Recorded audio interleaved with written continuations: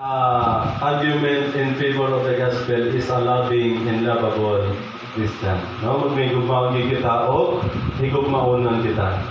So, unsay gitawag na to, the defining quality sa gitawag pagka Kristohan. May pangutana din eh.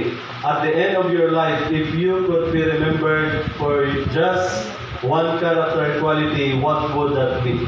No, kung pangutanon kita, unsa ang kwalidad na kita may numduman sa tao nga ma-describe kanya ba?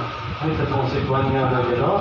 Dumagilan, may ilan niya katungod sa imong kwalidad or kinaiyan. Dahil sa istorya, si Alfred Nobel. Kaning Nobel, nawil-nuling itong Nobel Prize sa gitawag nato nga kung sino to nakahimong excellent nga maayo nga butang sa kalibutan. Makita sa iyang kategory, tagaan siya sa Nobel Prize.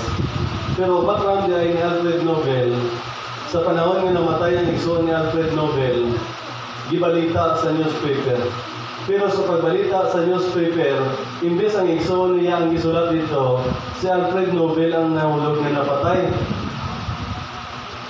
Kag ang background ni Alfred Nobel, isa siya ka scientist, and maka-invento siya sa mga bomba, mga atomic bomb, kaya niya maka-imo niya.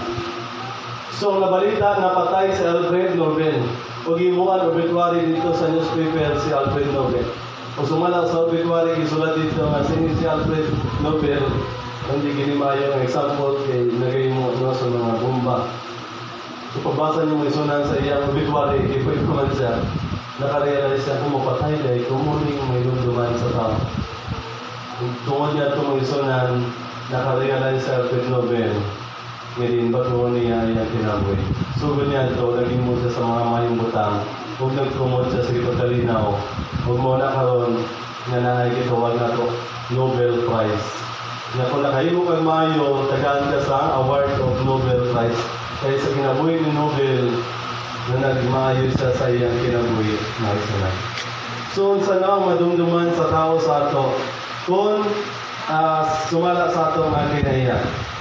Kung usa lang ka kinaiya ang nagulagway sa imong gibarugan o unsay imong gipabilhan, no? Gipabilhan pagayo unsay imong pilion. No, kung papilion ta isa lang gid ka karakter